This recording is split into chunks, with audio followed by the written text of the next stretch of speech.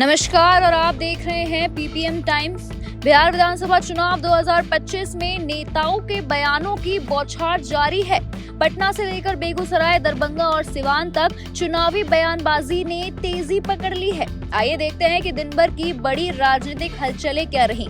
पटना में महागठबंधन के घोषणा पत्र पर केंद्रीय मंत्री जीतन राम मांझी ने हमला बोला। कहा कि हमने जंगल राज का वो दौर देखा है जब बिहार में विकास नाम की कोई चीज नहीं थी। आज नीतीश कुमार और प्रधानमंत्री मोदी ने सुधार किया है। उनका घोषणा पत्र सिर्फ कागज का टुकड़ा है। मगही में कहा जाता है, बापे पूत पराते घोड़ा, न कुछ तो थोड़ा थोड़ा। कहने का मतलब इनके पिताजी और माताश्री का हम लोग राज देख चुके हैं। जंगल राज देख चुके हैं, आतंक राज देख चुके हैं। विकास का कोसों दूर नाम नहीं था। हर तरह से बिहार हमारा एक कांप रहा था। उसको नीतीश कुमार जी ने और नरेंद्र मोदी जी के डबल इंजन की सरकार ने सुधारा है। अब वो कलंक को धोने के लिए डपुरसंखी बात ये कर रहे हैं, डपुरसंखी घोषणा पत्र निकाल रहे हैं। हम समझते हैं बिहार की जनता का दिमाग इतना कच्चा नहीं है कि जो इनके पिताश्री का राज भूल गया है। और जब पिताश्री जिस कदम पर ये चले थे उससे दूसरे कदम पर ही चलने वाले नहीं हैं, इतना सब लोग समझता है, जिसका हम चर्चा किया अपने पूर्वभरस में। तो इस आधार पर हम कर सकते हैं कि घोषणा पत्र कोरी कागज़ है, डपुरसंखी बात है। इसमें कोई सच्चाई नहीं है। उस सच्चाई तक जाने में इनको बहुत समय लगेगा, बहुत तरह की बात होगी, तब भले कुछ कर सकते हैं 10-25 वर्ष के बाद। अभी कुछ नहीं हो सकता। जननायक कौन है सर? जननायक कर्पूरी ठाकुर जी हैं। कर्पूरी ठाकुर ये लोग कर रहे हैं तो कर्पूरी ठाकुर जी का अपमान कर रहे हैं। अति पिछा के लोग समझे कि जननायक कहा जाता है, आम लोग एक्सेप्ट करता है और जननायक की पदवी देता है। हम मुँह मिठू बने कि हम फलना चीज़ हैं तो हो जाएगा, तो वैसे ही लोग अपने कर रहे हैं। तो कहने का मतलब कि जननायक शब्द का अपमान कर रहे हैं, कर्पूरी ठाकुर जी का अपमान कर रहे हैं, अति पिछड़ा का अपमान कर रहे हैं। इस चीज़ को बिहार की जनता को समझना होगा। आज से रैलियां शुरू कर रहे हैं राहुल गांधी, क्या कहिएगा? आज से रैलियां शुरू कर रहे हैं। अरे कांच फूटा कांच कभी जुटता है? फूटा कांच कभी नहीं जुटता है। तो टूटा हुआ कांच को जोड़ने का लोग प्रयास कर रहे हैं, वो एकदम असंभव है। तो वहीं महागठबंधन के सीएम उम्मीदवार तेजस्वी यादव ने कहा कि हम अपने हर वादे को निभाएंगे, ओपीएस लागू करेंगे, पत्रकारों के लिए प्रेस क्लब और हॉस्टल बनाएंगे, सरकारी कर्मचारियों का ट्रांसफर 70 किलोमीटर के अंदर होगा। हमने 17-18 महीनों में वो काम किया जो गिरिराज सिंह ने जीवन भर में नहीं किया। मुसलमान का चेहरा आगे क्यों नहीं कर रहा है? अरे भाई कौन पूछ रहा है? वैसे छोड़िए ना, हम इस पे क्या बोलना है।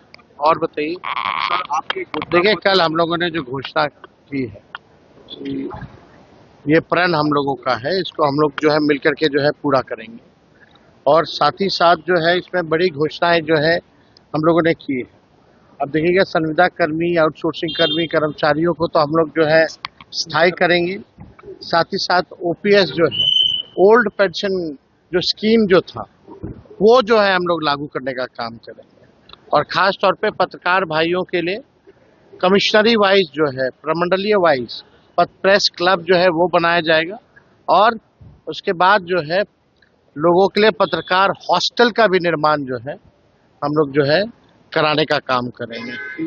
तो इसमें आप देखिएगा, हर एक चीज सब लोगों के लिए है।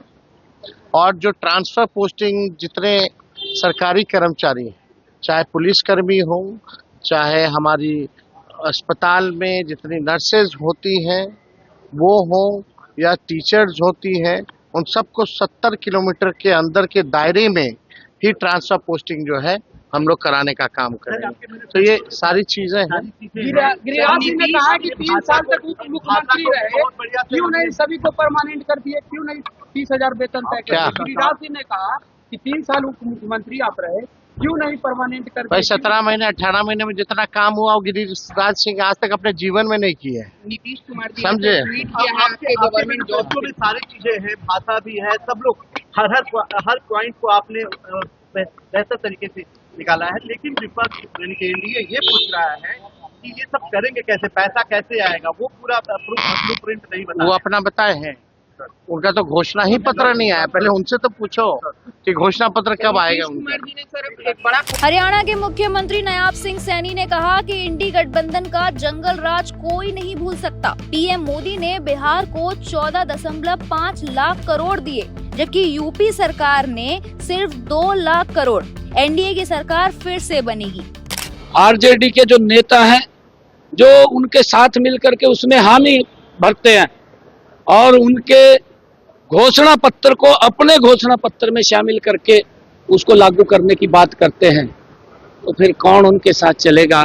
बिहार इनके समय के अंदर किस प्रकार का जंगल राज था, अशिक्षा थी, भ्रष्टाचार था, गुंडागर्दी थी और उस गुंडागर्दी के अंदर बेटियां सुरक्षित नहीं थी। इस प्रकार का ये जो शासन रहा है इंडी गठबंधन का, उससे कोई नहीं भूल सकता। आज भी अगर उस दौर को याद किया जाए 2005 से पहले, अगर आप लोग देखेंगे, मैं बिहार के लोग इस बात को बखूबी जानते हैं क्योंकि बिहार के लोग विकास चाहते हैं। बिहार के 2005 में अगर आप लोग देखेंगे, उससे पहले जब ये इंडी गठबंधन के लोग थे, उस वक्त बिहार का जो बजट था वो मात्र 23,500 करोड़ रुपए था। ये बजट था बिहार का, तो विकास की तो कल्पना बहुत दूर की थी, कैसे विकास होगा। और उस बजट के अंदर भी बहुत सारा बजट इनके चहेतों को इनके घर के अंदर चला जाता था, परंतु नीतीश कुमार जी ने आकर के उस बजट को बढ़ाया। और अगर आप लोग देखेंगे 2014 में नरेंद्र मोदी जी देश के प्रधान सेवक बने। 2014 से पहले कांग्रेस की सरकार देश के अंदर थी, यूपीए की सरकार, ये इंडी गठबंधन के लोग इकट्ठे थे।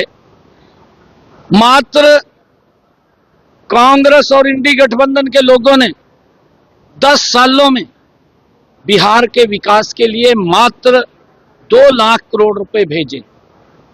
नरेंद्र मोदी जी ने 14.5 लाख करोड़ रुपया बिहार के विकास के लिए पिछले 11 वर्षों में भेजने का काम। बिहार बदला है, चाहे सड़कों की बात हो, चाहे एजुकेशन की बात हो, और चाहे हॉस्पिटल्स की बात हो, चाहे एयरपोर्ट की बात हो, चाहे रेलवे कनेक्टिविटी की बात हो।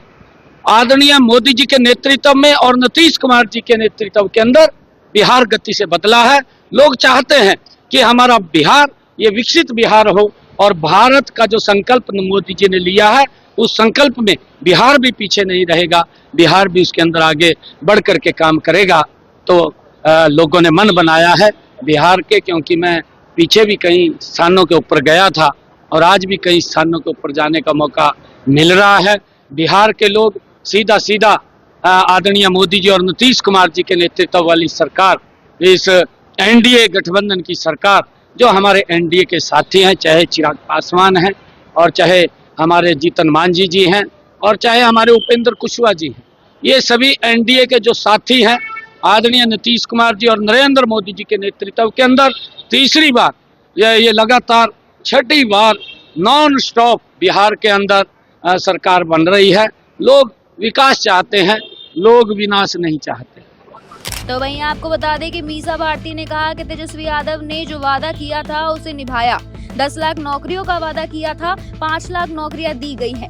पहली बार गांधी मैदान से नियुक्त पत्र बांटे गए हैं। सारे के सारे झूठे हैं। तो मोदी जी ने अपने वादे पूरे कर दिए जो 14 में करके आए थे। प्रत्येक वर्ष 2 करोड़ युवाओं को रोजगार देंगे, दे दिया है क्या?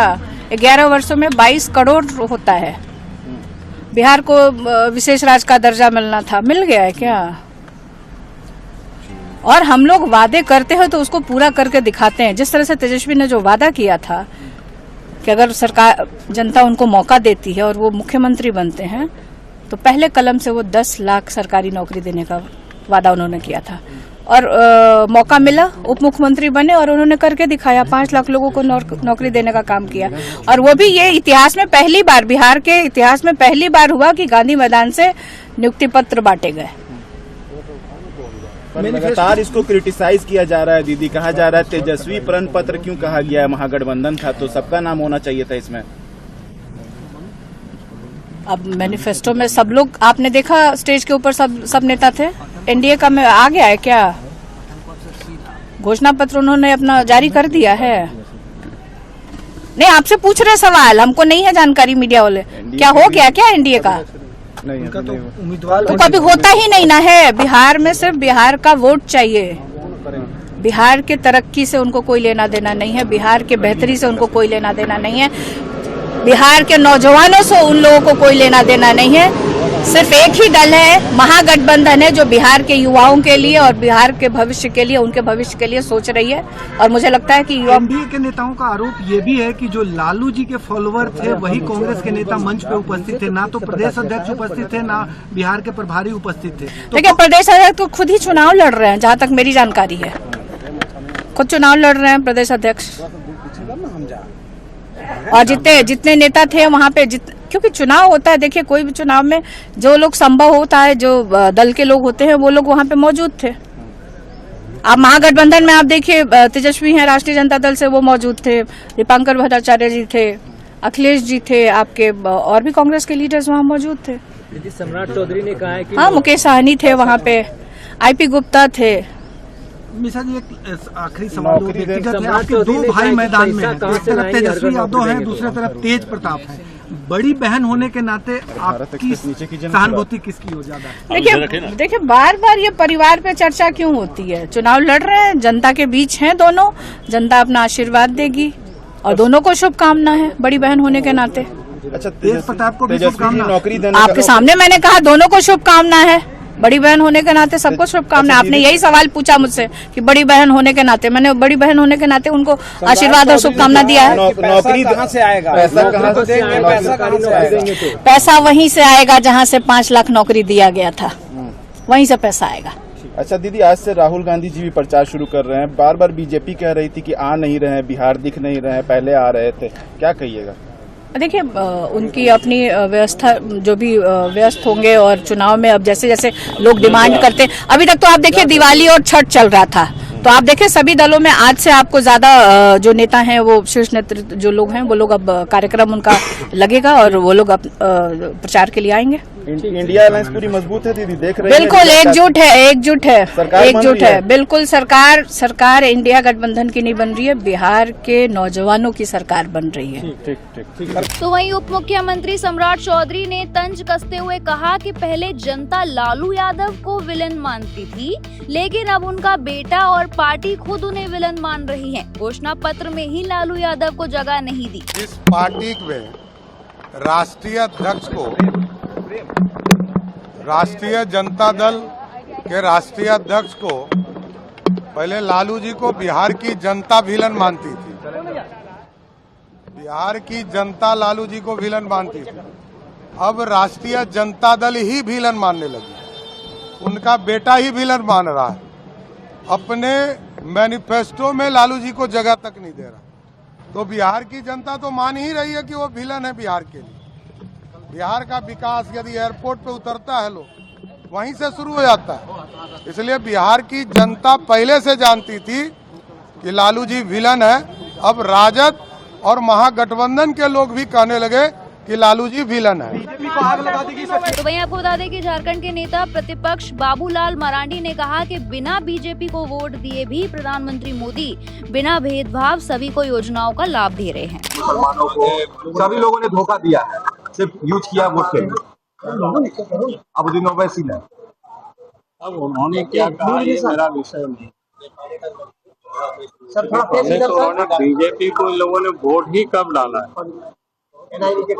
बीजेपी को वोट डाला होता तब करते हैं। और बिना वोट डाले भी देश के प्रधानमंत्री नरेंद्र मोदी जी ने गरीब कल्याण का जितनी भी योजना है, बिना न जाति का न मजहब का कोई भेदभाव किए बगैर सबको उपलब्ध करा रहे, चाहे अनाज हो, चाहे स्वास्थ्य बीमा हो, चाहे आवास हो, सब प्रकार की योजनाएं। जबकि बीजेपी को लोग वोट नहीं देते, तब भी देश के प्रधानमंत्री नरेंद्र मोदी जी कोई भेदभाव नहीं करते। सर मुसलमान सर वोट नहीं देते हैं, सर मुसलमान वोट नहीं देते हैं। अरे मैं तो ये कह सकता हूँ थोड़ा बहुत लोग देते होंगे, लेकिन मास में तो मैंने नहीं देखा, क्योंकि मैं भी चुनाव लड़ता हूँ। तो वहीं दूसरी तरफ सिवान में उत्तर प्रदेश के मुख्यमंत्री योगी आदित्यनाथ ने कहा कि इस सीट का आरजेडी प्रत्याशी अपराधी परिवार से है। यूपी में अपराध और अपराधियों के लिए जीरो टॉलरेंस है। आरजेडी राम मंदिर और जानकी मंदिर के निर्माण के खिलाफ थी।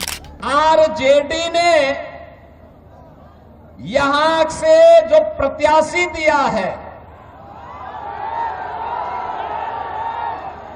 वो अपनी खानदानी आपराधिक पृष्ठभूमि के लिए इस पूरे क्षेत्र नहीं देश और दुनिया में कुख्यात रहा है।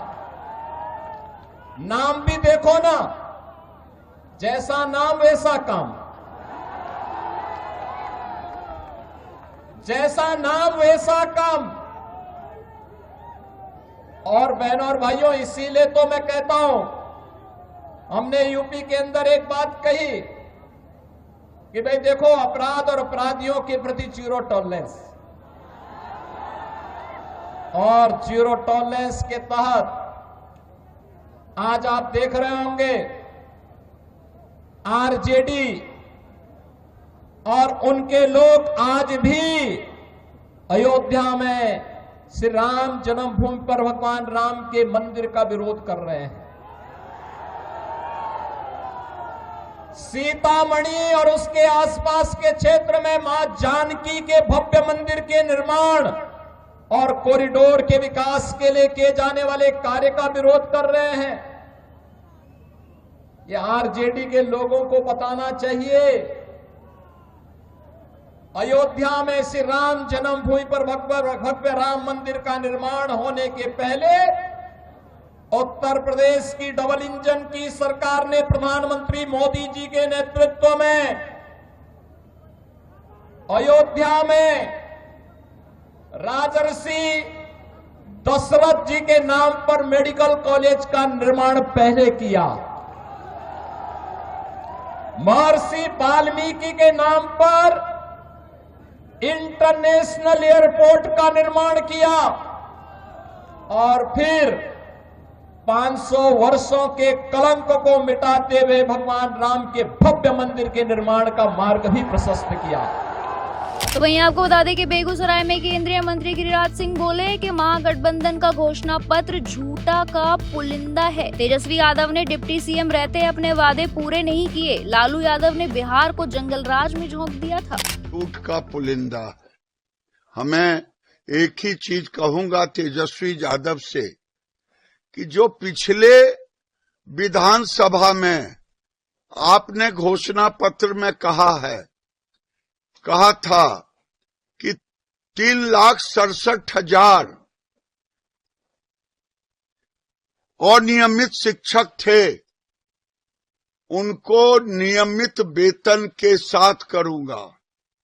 3 साल डिप्टी सीएम रहे, एक तो कर नहीं पाए, और ऐसा बड़ा बड़ा घोषणा किए हैं कि जरा पब्लिक को बता भी तो दें कि आपके कैसे इसको इम्प्लीमेंट करेंगे। एक होता है शंख और ये है डपोर शंख, और ये महागठबंधन का लगता है घोषणा पत्र है कि नहीं है, तेजस्वी का तेज है। ये कौन सा तेज है जिसमें झूठ का ही पुलिंदा बिहार बनाना चाहते हैं। वो तो इतिहास है, 15 साल में पिताजी ने जंगल राज बना दिया और स्कूल के बदले चरवाहा विद्यालय खोल दिया, स्कूलों में खिड़की केवाड़ी तक गायब हो गया। आज नीतीश कुमार के राज्य में आज एक विकसित बिहार दिख रहा है, और अब विकास टेकअप किया है नरेंद्र मोदी और नीतीश कुमार के नेतृत्व में। हमें घोषणा पत्र जब जारी होगा तो होगा, लेकिन जो बिहार के विकास का आईना है वो चाहे तो एनडीए के किसी कार्यकर्ता के साथ किसी चौराहे पर बहस करने को तैयार है। तो वहीं चिराग पासवान ने कहा कि ओवैसी डर की राजनीति कर रहे हैं। पीएम मोदी बिना भेदभाव सबके लिए योजनाएं चला रहे हैं। आइए सुनिए क्या कहते हैं। देखिए, इन लोगों ने जिस तरीके से मुसलमानों को अपनी जागीर समझा हुआ है, किस हक से आप बोल रहे हैं कि भाई मुसलमान वोट दे नहीं दे? ये एक व्यक्ति का अपना स्वतंत्र अधिकार है और आप मताधिकार के लिए आप मना कर रहे हैं। एक ऐसा अधिकार जिसका इस्तेमाल देश के हर एक नागरिक को करना चाहिए, जिस पर भी वो नागरिक विश्वास रखता है, अपने भले के लिए, अपने भविष्य के लिए, जिसको भी वो चुनना चाहता है, उसको अपने मत का अधिकार उस व्यक्ति को जिताने के लिए करना चाहिए। लोकतंत्र में किस तरीके की सोच को बढ़ावा देने का कार्य ओवैसी साहब कर रहे हैं, सिर्फ इसीलिए कि आपकी जीत नहीं होती, सिर्फ इसीलिए कि अगर आपके विधायक जीत के भी आते हैं तो वो आपका साथ छोड़ देते हैं। इस डर से आप मुसलमानों के बीच में कब तक भय की राजनीति करेंगे? और मैं एक बार फिर से मैं दोहराता हूँ, मुसलमानों के लिए मैं दोहराता हूँ कि भैया बहुत हो गया, डर की राजनीति से अपने आप को इस्तेमाल करने देना बहुत हो गया। निकलिए अब इन सारी चीजों से। कब तक डर के आप इसको नहीं है सत्ता में आए, इसके लिए वोट करेंगे? अरे लाइए ना, जिसको आप सत्ता में लाना चाहते हैं उसके लिए वोट कीजिए और उसकी जवाबदेही तय कीजिए। बोलिए उसको कि भैया आज हमने तुमको चुन के भेजा है, हमारे लिए क्या कियो। अगर यही जवाबदेही तय की होती 15 सालों में जब राजद का शासन था, देश में जब लंबे समय तक कांग्रेस की सरकार थी, मुसलमानों ने अगर ये जवाबदेही तय की होती तो संभवतः आज इनके हालात ऐसे नहीं होते। सच्चर कमेटी की रिपोर्ट ये जानकारी नहीं देती कि भैया मुसलमानों के हालातों की क्या हालत है। और आज जब हमारी सरकार बिना सोचे हुए वेलफेयर स्कीम हो, गरीब कल्याण की योजनाएं हो, बिना सोचे हुए हम लोग बिना जात पात धर्म मजहब में कोई मतभेद रखे हुए, बिना किसी भेद के योजना का लाभ समाज के हर एक वर्ग को देने का हम लोग काम कर रहे हैं। तो ऐसे में किस मुंह से आके ओवैसी साहब बोल रहे हैं कि भैया मत दो वोट? क्या मिल जाएगा अगर वोट नहीं देंगे तो? आज की तारीख में कौन सी ऐसी योजना है जिसका लाभ मुसलमान परिवारों को नहीं मिल रहा? घर से लेके राशन तक, महिलाओं के लिए जितनी योजना है, क्या उसमें किसी तरीके का भेदभाव किया गया? सिर्फ धर्म के नाम पर बांटने की राजनीति ने हमारे प्रदेश को बर्बाद करके रखा हुआ है। और ऐसे नेताओं को सोचना चाहिए कि आप हमारे देश को, हमारे प्रदेश को किस कगार पर लेकर जाना चाह रहे हैं। यहाँ सब एकजुटता की बात कर रहे हैं। मेरी सरकार, हमारी सरकार का मंत्र है सबका साथ, सबका विकास, सबका विश्वास, सबका प्रयास। मैं खुद बात करता हूँ भैया बिहार फर्स्ट, बिहारी फर्स्ट की, तो ये लोग मुसलमान को बांटेंगे जात और। तो वहीं मुजफ्फरपुर में तेजस्वी यादव बोले कि बिहार से पलायन, अपराध और भ्रष्टाचार खत्म करूंगा। 20 दिन में हर परिवार को सरकारी नौकरी देने का कानून बनेगा। बुराई को खत्म करना चाहता है, बिहार से पलायन को खत्म करना चाहता है और अपराध मुक्त, भ्रष्टाचार मुक्त बिहार बनाना चाहता है, बिहार को नंबर 1 बनाना चाहता है। लेकिन 20 साल नीतीश जी के राज करने के बाद भी, 11 साल नरेंद्र मोदी जी के राज करने के बाद भी बिहार देश का सबसे गरीब राज्य है। बिहार में सबसे ज्यादा बेरोजगारी है, महंगाई है, पलायन सबसे ज्यादा है, प्रति व्यक्ति आय सबसे कम अगर कहीं क्या है तो बिहार के लोगों का है पूरे देश में। आप लोग एक मौका तेजस्वी को दीजिएगा? हाथ उठा करके बताइए, एक मौका तेजस्वी मांग रहा है। तेजस्वी से कोई शिकायत है क्या? आपको सुनाई नहीं दे रहा? तेजस्वी से कोई शिकायत है? एक मौका मिलेगा। तेजस्वी ने किसी का नुकसान किया है? तेजस्वी ने किया है क्या नुकसान? तो एक मौका आप लोग दीजिएगा ना? एक मौका मिलेगा, एक मौका मिलेगा तो नौकरी मिलेगी पक्की और तेजस्वी आपके उम्मीदवार को लगाएगा छक्का। सरकार बनते ही 20 दिनों के अंदर कानून बनाया जाएगा कि जिस परिवार में सरकारी नौकरी नहीं है उस परिवार में एक सरकारी नौकरी हम लोग देने का काम करेंगे। इतनी माताएं बहनें, बताइए, बाल बच्चा के नौकरी लगे कि चाहे कि ना लगे कि चाहे, मिलना चाहिए ना। एक मौका दीजिए। तेजस्वी ने जो कहा वो किया, जो कह रहा है वो करेगा। 5 लाख नौकरियां हम लोगों ने दी 17 महीने में जब सरकार बनी। 3.5 लाख नौकरियां प्रक्रियाधीन कराई। 4.5 लाख नियोजित शिक्षकों को राजकीय कर्मी का दर्जा दिया। और वही लोग 10-20 में बोलते थे कि कहां से देगा नौकरी, उन्हीं के हाथों हम लोगों ने नियुक्ति पत्र बंटवाने का काम किया। बिना पेपर लीक के ईमानदारी से हर जात हर धर्म के लोगों को तेजस्वी ने 5 लाख लोगों को नौकरी दिया। और ये आपसे हम वादा करके जा रहे हैं, प्रण है, और इस प्रण को प्राण निछावर करके भी पूरा करना पड़े तो तेजस्वी करेगा।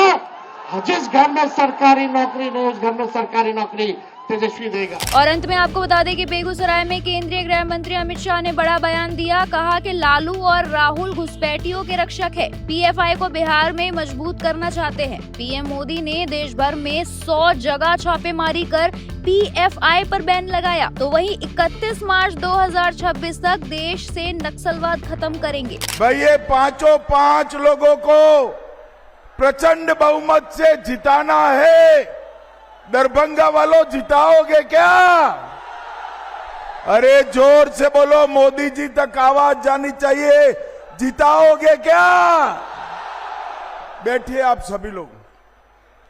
और आज एक कार्यक्रम में दरभंगा से आए हुए प्यारे भाइयों, बहनों, माताओं और मेरे जिगर के टुकड़े जैसे युवा मित्रों, आप सभी को राम राम। सबसे पहले सीता मैया की इस पवित्र भूमि को मैं प्रणाम करता हूं। मेरे साथ जोर से बोलिए, सीता मैया की। श्याम माई, दुर्गा स्थान मंदिर, तिलकेश्वर महादेव, ये सभी देवस्थानों को प्रणाम कर कर मेरी बात की शुरुआत करता हूं। भाइयों बहनों, यहां आया हूं तब महाकवि विद्यापति। तो ये थे बिहार चुनाव 2025 के आज के बड़े बयान।